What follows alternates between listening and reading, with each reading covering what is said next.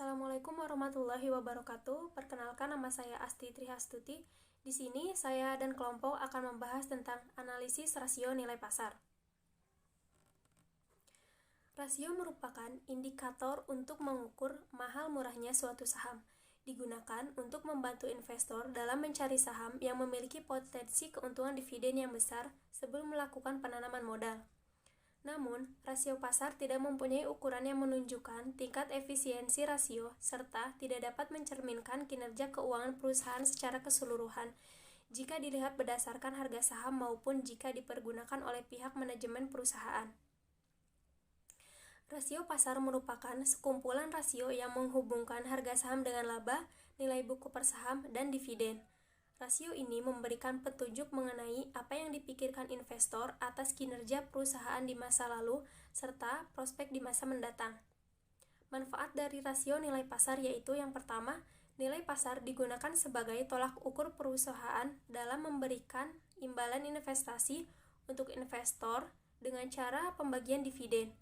Yang kedua, bagi pihak investor, rasio pasar digunakan sebagai rasio penilaian serta evaluasi dalam melakukan investasi. Rasio nilai pasar terbukti dapat menunjukkan kinerja sekuritas pasar modal. Yang ketiga, pihak investor juga bisa mengetahui debit to equity ratio sebelum memutuskan untuk investasi.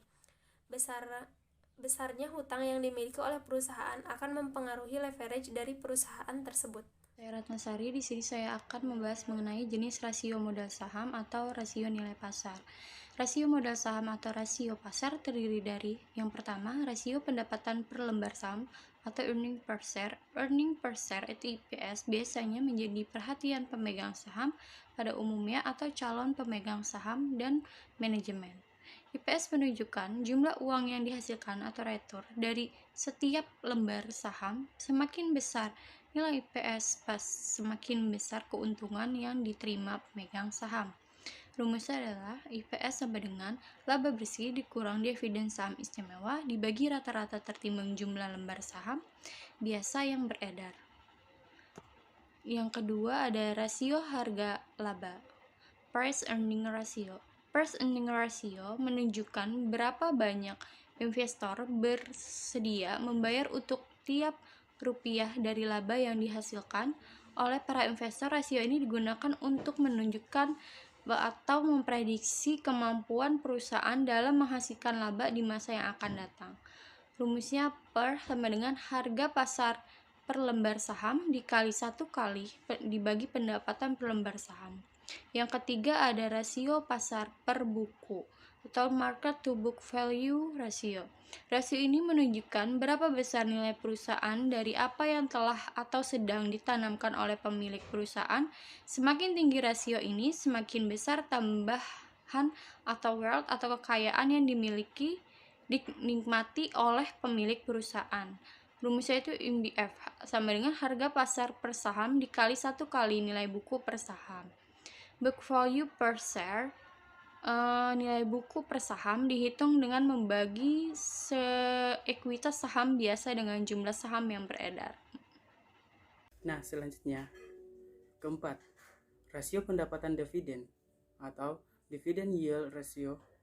Dividend yield adalah dividen yang dibayarkan sebagai dengan harga saham sekarang. Dividend yield dinyatakan dalam bentuk persentase yang merupakan salah satu komponen dari total return, atau dengan total return sama dengan yield ditambah price change. Dividend yield merupakan sebagian dari total return yang akan diperoleh investor. Biasanya, perusahaan yang mempunyai prospek pertumbuhan yang tinggi akan mempunyai dividen yield yang rendah, dikarenakan dividen sebagian besar akan diinvestasikan kembali. Seperti DY sama dengan dividen per lembar saham X 100% harga per lembar saham. Kelima, rasio pembayaran dividen atau dividend payout ratio.